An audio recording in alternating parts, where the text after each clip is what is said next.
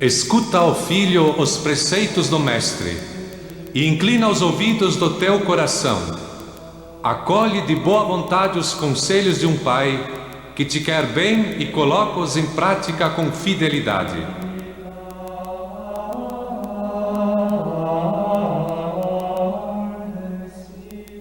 Jesus chama a fé, convida cada um de nós a viver da fé.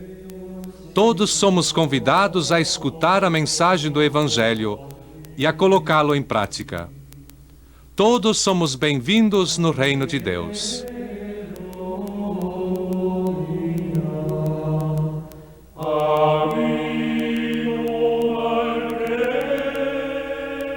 Alguns foram chamados por Jesus para serem seus discípulos de uma maneira particular.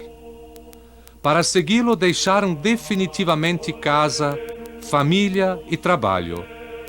Este foi o chamado dos apóstolos, com os quais Jesus condividiu a sua vida pública e enviou a anunciar o Evangelho e a batizar. Viver completamente só no deserto comportava dificuldades pelas quais bem logo se constituíram na solidão comunidades monásticas nas quais os monges, sob a direção de um abade, rezavam juntos e condividiam alguns aspectos ou momentos da sua existência, permanecendo, porém, cada um na solidão de sua morada.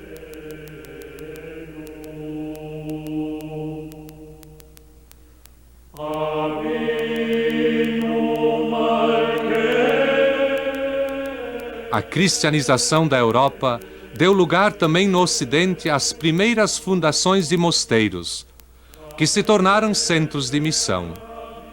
Foram os próprios monges e monjas a anunciar o Evangelho na Europa e a levar aos pagãos a fé em Jesus Cristo.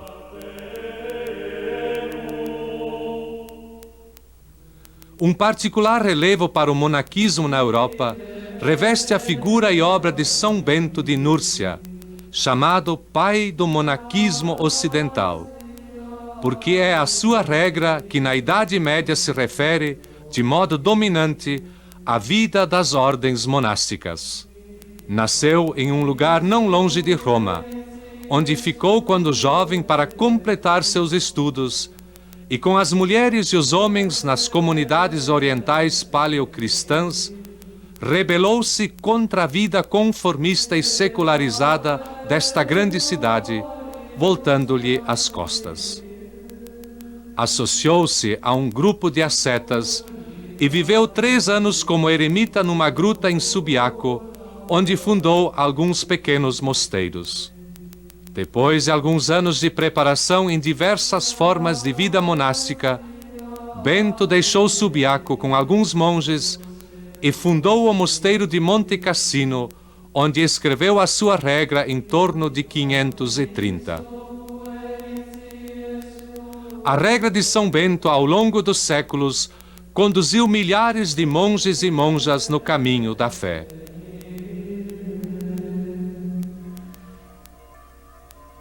Opere Dei nihil preponatur. Significa que monges e monjas vivem segundo uma ordem comum estabelecida, marcado pelas horas de oração litúrgica.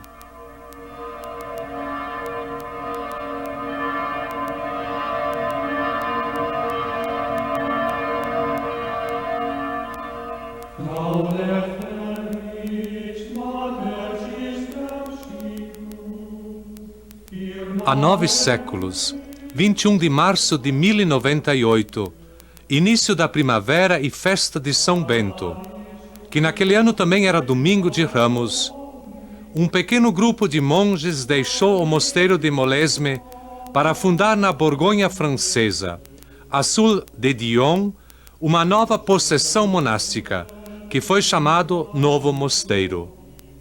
Mais tarde ele tomou o nome de Citeaux, do nome da localidade, em latim Cistercium. Os cistercienses são beneditinos, sob todos os aspectos, porque os monges fundadores de Citeaux puseram a regra de Bento no centro de sua vida monástica.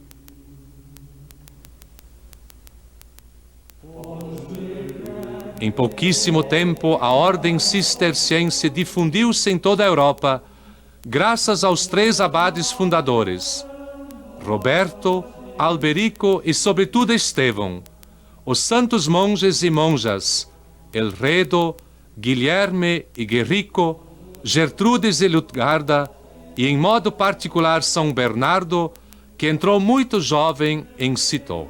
Visto a sua grande vontade, foi enviado a Clairvaux para fundar um novo mosteiro do qual tornou-se abade.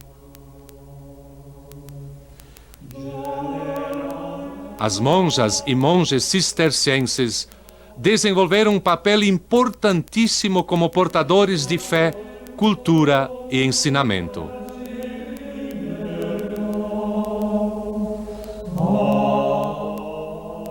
Depois de tempos de desenvolvimento e de decadência, hoje a ordem cisterciense ainda vive no espírito dos fundadores. Compõe-se de 13 congregações monásticas autônomas que reagrupam cerca de 2.000 monges e monjas em 145 mosteiros presentes em 4 continentes: Europa, Ásia, África e América.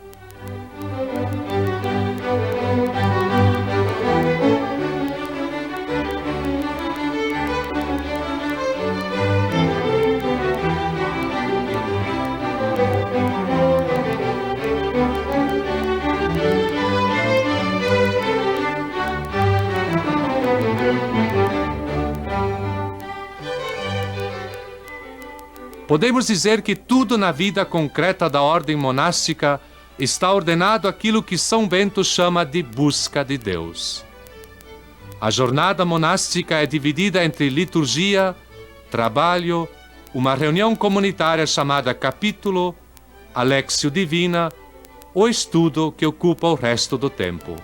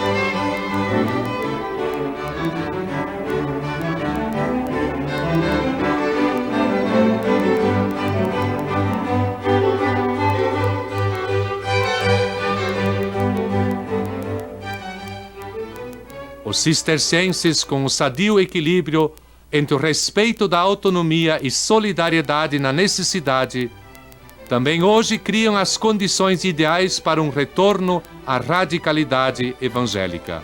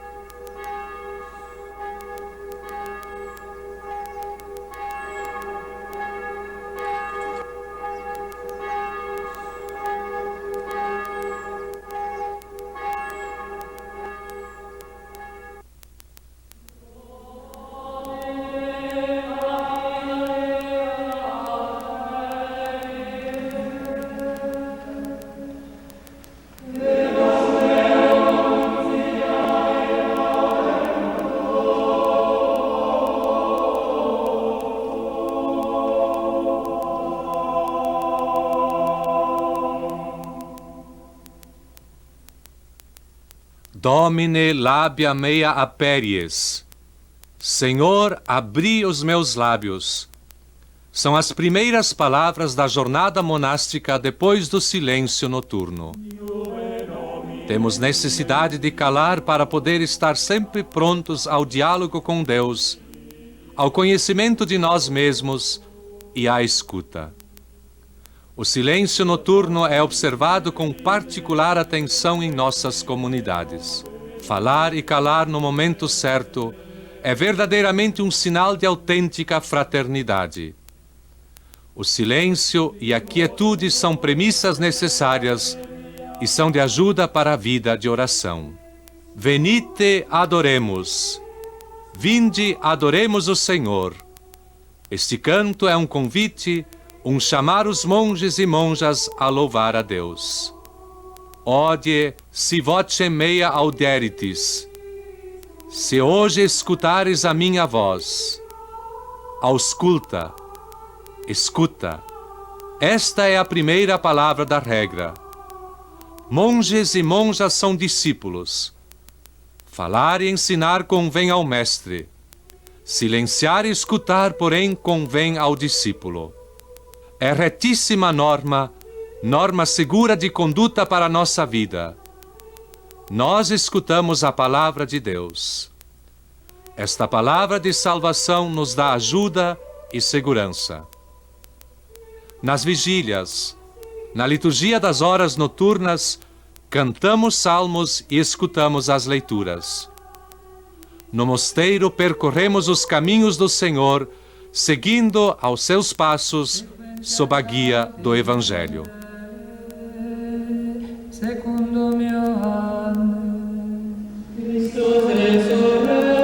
A comunidade monástica espera a Santa Páscoa na alegria de um desejo espiritual e nada deve antepor ao amor de Cristo.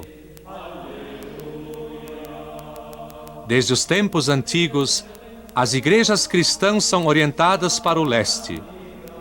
O sol que surge é símbolo de Cristo, a luz, símbolo da ressurreição e da nossa fé pascal.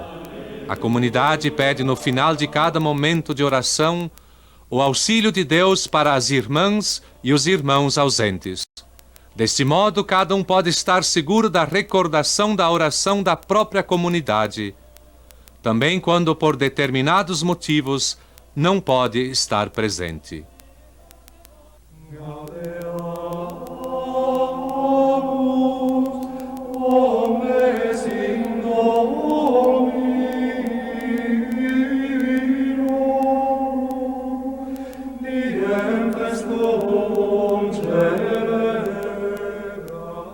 A missa é o centro da vida da igreja e do mosteiro. Nada pode ser anteposto a Cristo. Nele o completo dom de nós mesmos encontra sua mais nobre expressão. Em Cristo, a comunidade monástica tem o seu constante nutrimento e a sua força. O superior lê o Evangelho para a comunidade. Para os monges, é o Senhor que fala através do abade. Pelo fato que ele faz as vezes de Cristo no mosteiro, a regra exige dele que mostre o que é bom e santo com as palavras, mas muito mais com as obras. A comunidade participa com atitude solene, atenta e pronta à palavra de Deus.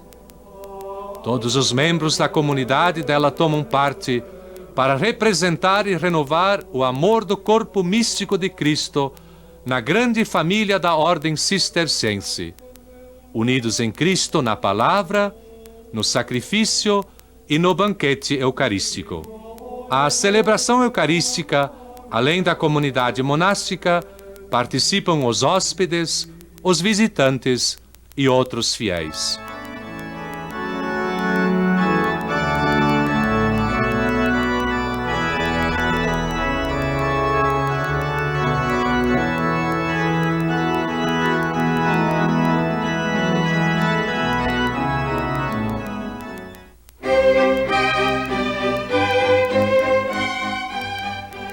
O café da manhã é tomado em comum em espírito de família. Em alguns mosteiros se permanece à mesa, procurando, de certo modo, o aberto diálogo fraterno. A vida fraterna em comum para os cistercienses constitui sempre uma profunda exigência. Por isso, o abade Elredo nos deixou reflexões profundas sobre a fraternidade como amizade espiritual. Eles, então, rivalizam-se reciprocamente no prestar honras. Suportem com paciência inexaurível as enfermidades, sejam físicas ou morais dos irmãos. Competem no obedecer-se uns aos outros. Manifestem com coração pura a caridade fraterna. Temem a Deus com amor. Amam o abade com afeto humilde e sincero, não antepondo nada a Cristo, o qual nos conduz todos juntos à vida eterna.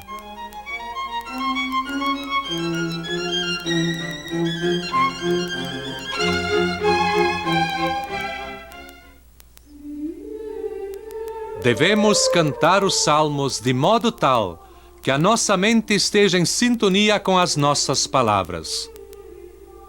A oração da hora terça do dia recorda a descida do Espírito Santo sobre a Igreja nascente no dia de Pentecostes.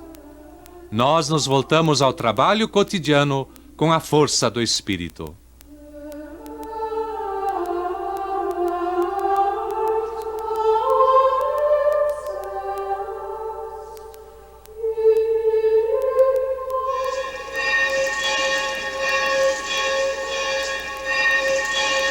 Faça tudo com o conselho e depois não te arrependerás. Cada vez que no mosteiro ocorre tratar assuntos importantes, o abade deve reunir toda a comunidade. Ele deve escutar o conselho dos co-irmãos. A cada dia, na sala capitular, é lido o capítulo da regra de São Bento. É o próprio Bento quem estabelece isto. Queremos, enfim, que a regra seja lida frequentemente em comunidade, para que nenhum irmão use do pretexto de não conhecê-la. Os fundadores de Citeaux pretenderam retornar à pureza da regra de Bento, que é bem outra coisa que observância literal.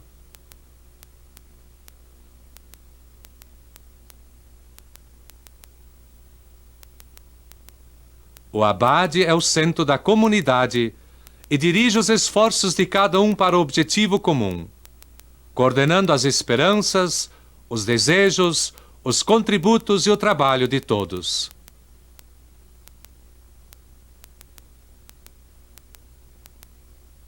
No capítulo vêm discutidas todas as questões importantes da comunidade e da vida do mosteiro.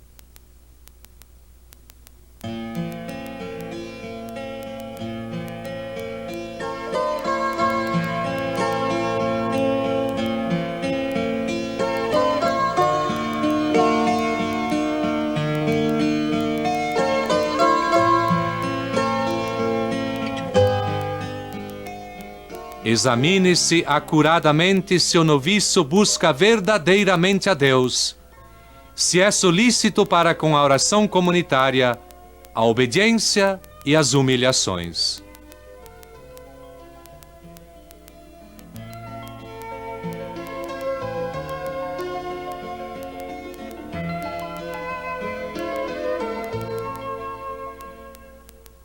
O empenho definitivo na profissão é precedido por um período de prova de ao menos 4 anos como candidato, noviço e professo de votos temporários.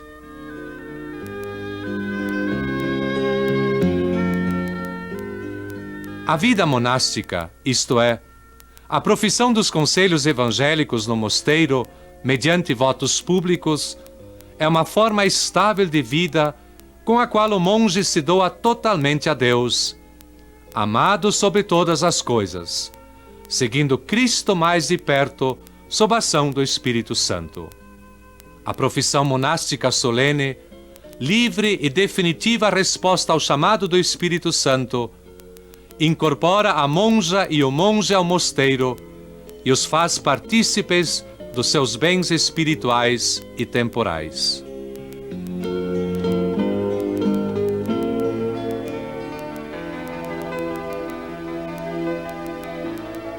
todos os hóspedes que chegam ao mosteiro sejam acolhidos como o Cristo em pessoa. A hospitalidade cisterciense sempre é uma característica dos nossos mosteiros, que acolhem de boa vontade as pessoas que junto de nós buscam a tranquilidade do corpo e do espírito e esperam encontrar homens de Deus. A acolhida não se fixa no aspecto externo, mas os co-irmãos estão sempre disponíveis, sabendo que o sacrifício do próprio tempo é um instrumento de ascese.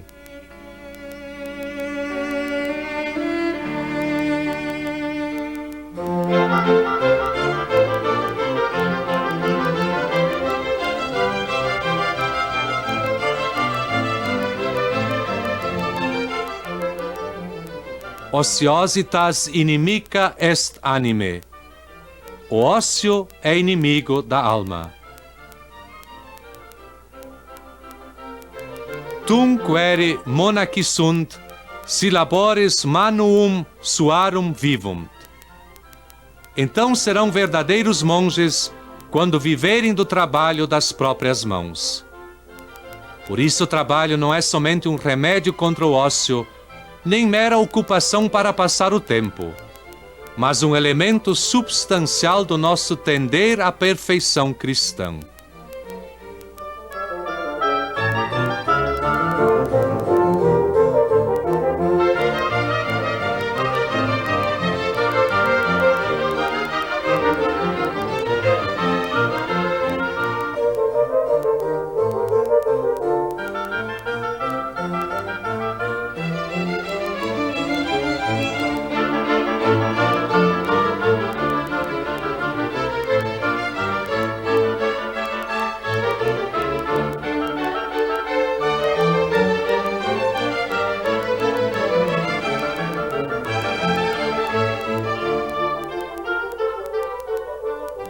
O trabalho, entendido como modo de colaborar na criação divina e obra da salvação, faz parte da essência e da dignidade do homem e serve para exprimir a sua personalidade e as suas capacidades. Por outro lado, o trabalho, enquanto fadiga cotidiana, é também um válido instrumento de ascese, que contribui para a edificação e o sustento da comunidade, permitindo ao mosteiro distribuir parte de seus proventos aos pobres e necessitados.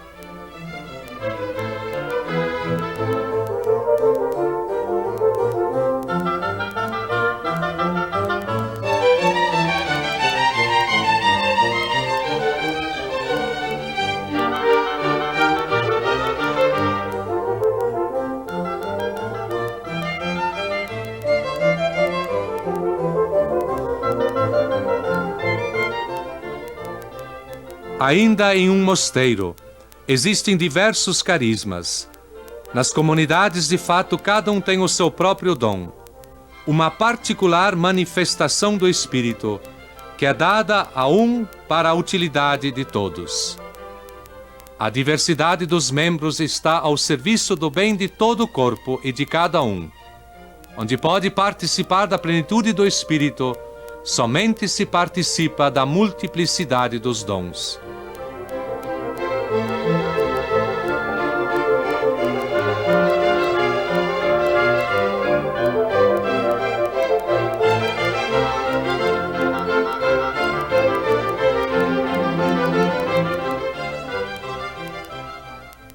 Entre os dons presentes na comunidade, existe também o serviço da autoridade, exercitado pelos superiores.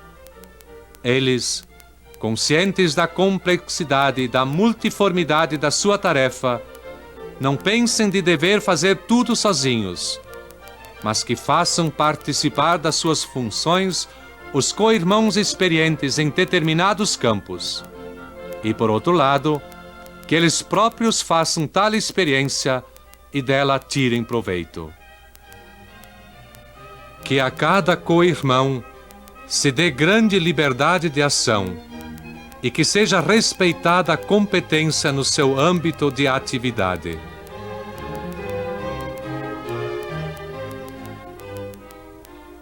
ainda que determinados elementos da moderna vida cisterciense não atinjam todos os membros da ordem, por exemplo, o sacerdócio, ou não compete a todos os mosteiros, como a educação dos jovens e a vida pastoral, eles são da mesma forma reconhecidos. Elementos da vida monástica, que na regra ou nos inícios da ordem cisterciense não aparecem, ou aparecem pouco, não são por isso considerados em segundo plano ou suspeitos. Como tudo isto é vivo, a vida monástica cresce no curso do tempo, se desenvolve adquirindo muitas coisas novas e abandonando não poucas velhas. Nós somos de fato cistercienses em cada instante de nossa vida, e devemos ser tal não só quando nos reunimos para a oração, ou no observar as normas da vida comunitária, mas também no estudo, no trabalho, no serviço sacerdotal, na oração privada, no serviço ao próximo. Buscamos então uma revisão de conjunto que una todos os campos da vida em um só serviço ao Senhor.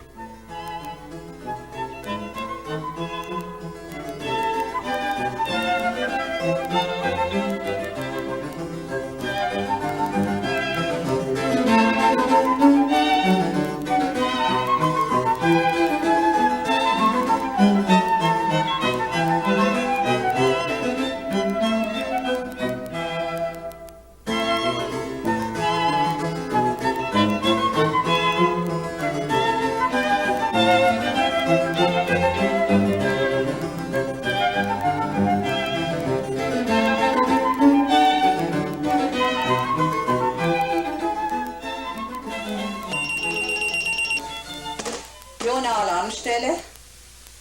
Ja. Du. Wird gemacht. Jona Zentrale von Jona Alarmstelle verstanden. Antworten.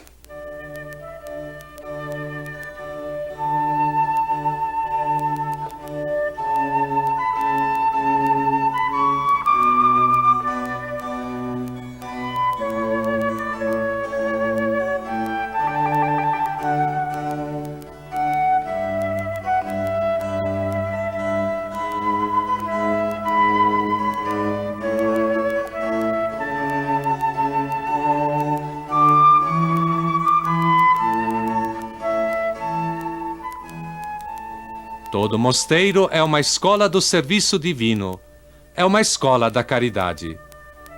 Muitos mosteiros fazem disso uma atividade importante. Dirigem escolas, colégios e também uma escola superior de teologia.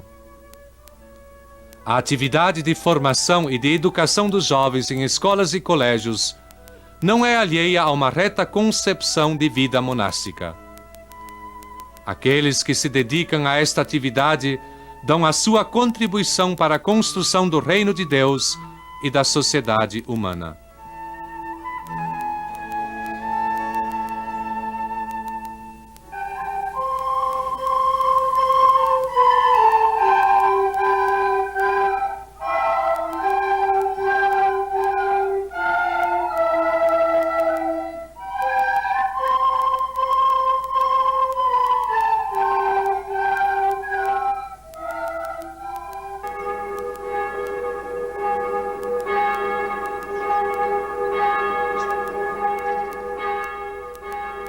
Depois de horas dedicadas ao trabalho no período da manhã, a oração do coro reúne a comunidade diante de Deus ao meio-dia, na hora sexta do dia. Todos voltam das suas diversas atividades de trabalho e retomam a quietude da oração. A vida no mosteiro é de fato constituída pela união de oração, vida comunitária e trabalho, que se condicionam e estimulam reciprocamente, e a liturgia e o restante da vida monástica estão ligados harmonicamente um ao outro.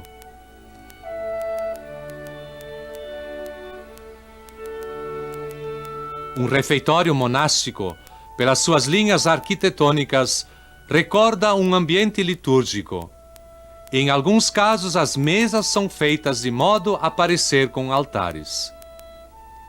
Durante as refeições da comunidade, não falta nunca leitura, pois temos necessidade de alimento, seja para o corpo, seja para a alma. A refeição tomada em comum não é só um comer alimento, mas é também um prolongamento da Eucaristia, ágape, comunidade de fraternidade.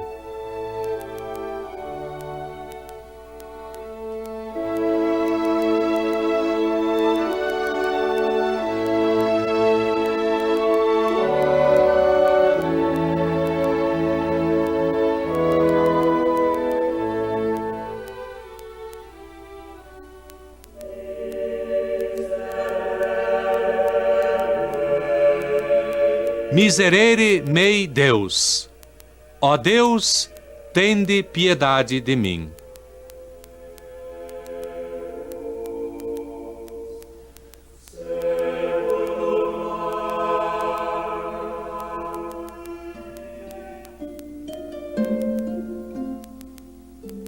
Repouso, cesta, pausa, relax não constitui um desvio do espírito monástico, mas antes uma necessidade para uma vida bem ordenada. Esta pausa, na metade do dia, foi concedida aos próprios monges de Bento já há 1500 anos atrás. Como todos os homens que prestam serviço, também na comunidade temos necessidade de momentos de repouso para encontrarmos-nos conosco mesmos, para conservar o nosso rendimento, para adquirir novas energias, para colocarmos-nos novamente com alegria ao serviço da comunidade. Este é o momento da jornada para se transcorrer agradavelmente todo o tempo juntos. Também isto faz parte da vida do mosteiro, já que para constituir uma comunidade se precisa também falar uns com os outros. A severa organização da jornada em um mosteiro cisterciense pode suscitar a impressão de que se trata só de formas e ritos exteriores. Se no passado se tinha esta impressão, hoje os cistercienses se empenham por uma espiritualidade autêntica e acreditável. No empenhar-se para a nossa renovação, precisa prestar atenção a que formas e serviços da nossa vida correspondem à peculiaridade e às exigências da sociedade odierna.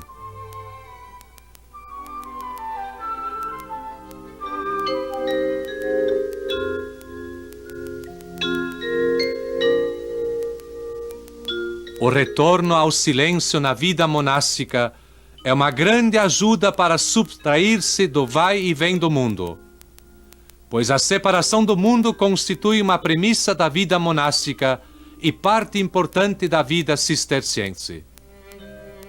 A clausura torna possível a vida em comum, protege o espaço interno do mosteiro e favorece o diálogo do monge com Deus.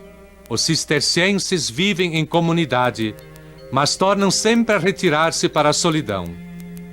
O espírito do isolamento era importante para os fundadores de Citeaux, sobretudo em relação com as abadias clunianenses, muitas vezes com centenas de monges, onde às vezes o indivíduo desaparecia atrás da solenidade litúrgica.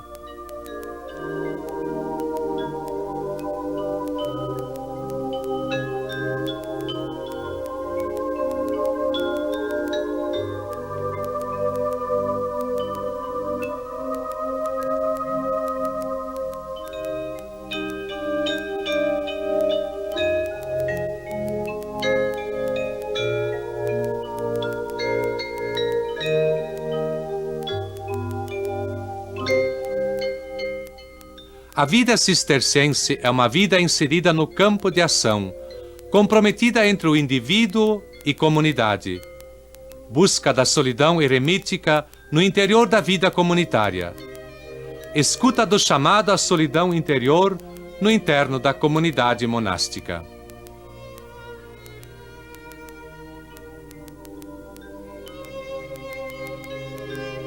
sob o modelo da casa romana, que girava em torno ao impluvium, espaço aberto ao redor do qual se articulavam os lugares em que a família vivia e trabalhava, o claustro está situado no centro do mosteiro e os lugares nos quais se desenvolve a vida da comunidade, igreja, sala capitular e refeitório, são deslocados ao longo dos seus corredores. Não um simples lugar de passagem, mas um verdadeiro coração sobre o qual se desenvolve a estrutura do mosteiro. O claustro, também de um ponto de vista terminológico, define o inteiro complexo do mosteiro. Ele é um lugar privilegiado para o encontro com Deus, onde a alma se entretém agradavelmente com o esposo divino e, escutando a sua voz, chega gradualmente à caridade perfeita.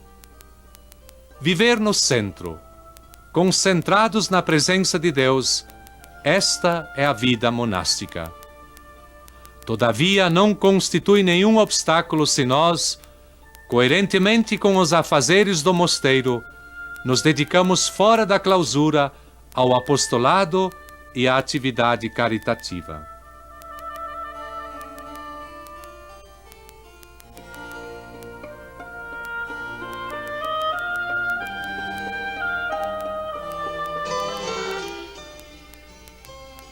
Ora et labora.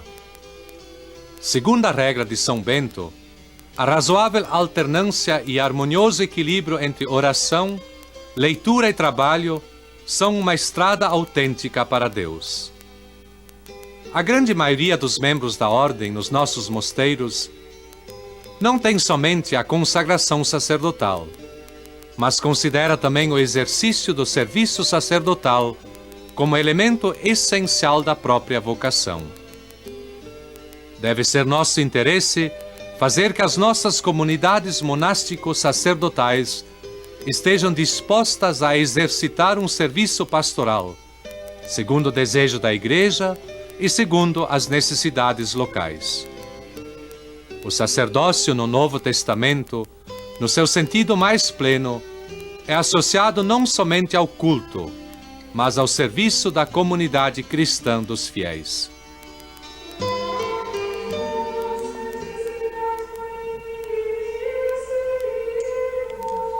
Participa da paixão de Cristo e não se deve nunca desesperar da misericórdia de Deus.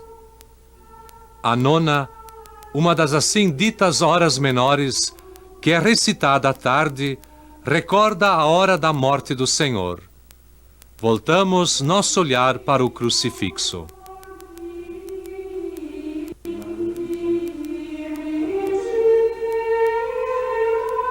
Também o nosso caminho no interior do mosteiro encontra continuamente cruzes.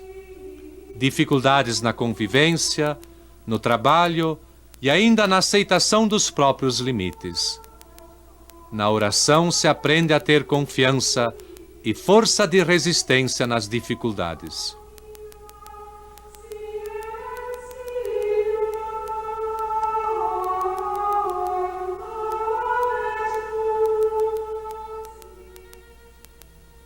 O testemunho mais antigo na regra de um lugar do mosteiro onde se reúnem os livros da comunidade remonta ao próprio São Bento. É coisa conhecida que a cultura antiga chegou a nós através dos mosteiros, nos quais os textos dos autores pagãos e cristãos vinham transcritos e conservados para os pósteros. Em torno da transcrição do texto, tomaram forma algumas expressões de arte assim chamadas menores, enquanto os textos da biblioteca eram enriquecidos de miniaturas e encadernação de valor. Os próprios locais da biblioteca se enriqueciam de obras de entalhe, de banesteria, de mármore, estuques, dourados, que até hoje ficaram como expressão da importância deste lugar na vida do mosteiro. A biblioteca mesma se apresenta como lugar precioso, onde hoje, como antes, se recolhem textos e coleções de livros que representam o orgulho do mosteiro. Os mosteiros mais importantes tinham também um scriptorium, ligado à biblioteca, na qual a obra de transcrição do texto antigo se fazia também com a de produção de obras novas, que vinham incrementar o patrimônio livreiro. Em alguns mosteiros existem escolas especializadas na recuperação de antigos manuscritos e livros velhos.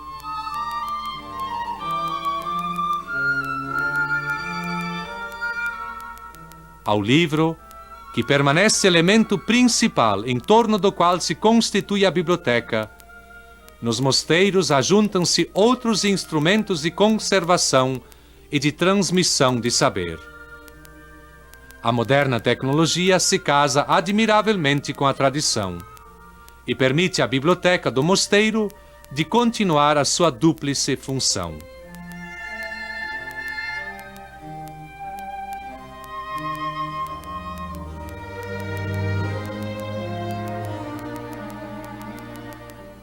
Enquanto que os cistercienses, na solenidade da liturgia das horas, dão louvor e glória ao Senhor pela sua obra de criação e pela obra da redenção, eles recebem com amor a sua palavra na Lectio Divina.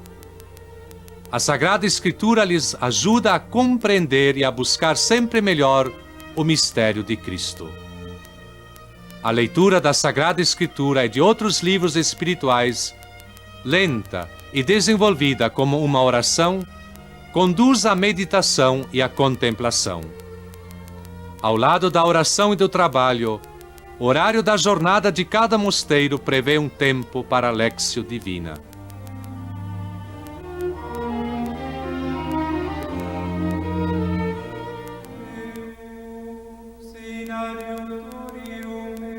Chegados ao início da noite, no fim da jornada marcada pelo trabalho e a oração, se encontram novamente todos na igreja para as vésperas, que são cantadas com solenidade. Nas orações das vésperas, a igreja com gratidão faz memória da criação, e no louvor do Magnificat se une a Maria, a mãe de Jesus.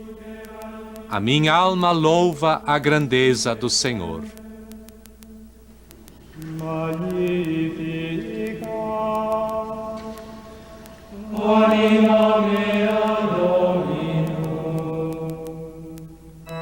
Todos os mosteiros cistercienses são consagrados a Maria, Rainha do céu e da terra. Porque Maria é modelo de santidade e de vida consagrada, os cistercienses a elegeram como singular patrona da ordem e de cada mosteiro. Por isso, cada monge terá, sob o modelo de São Bernardo e dos pais fundadores, uma especial veneração por Maria, a Mãe do Senhor.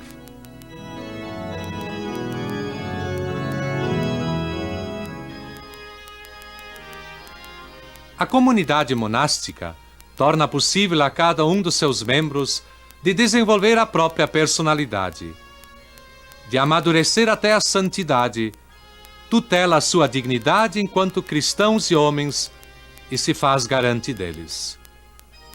Cada um dos membros, de sua parte, é consciente das obrigações que lhes vinculam de acordo com as leis da comunidade e estão em completa disposição desta última.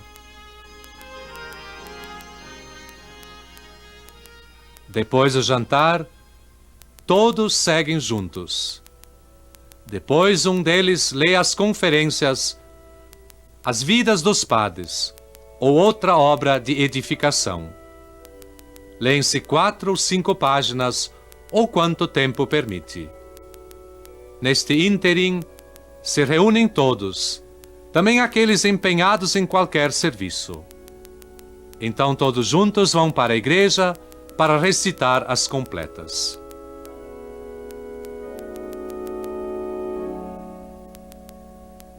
Nas completas, os salmos são os mesmos todos os dias, isto é, Salmo 4, Salmo 90 e Salmo 133.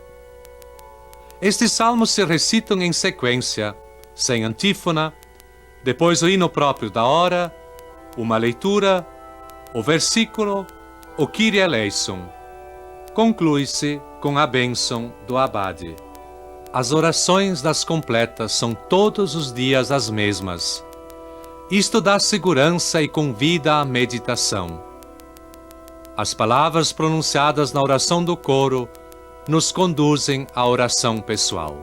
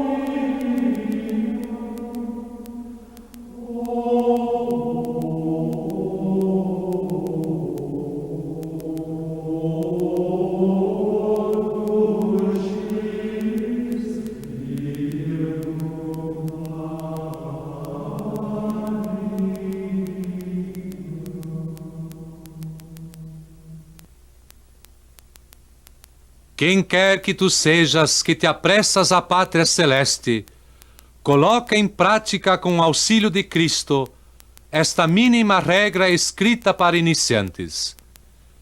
E depois poderás finalmente, com a proteção de Deus, chegar aos mais altos cumes da sabedoria e virtude que acima nós recordamos.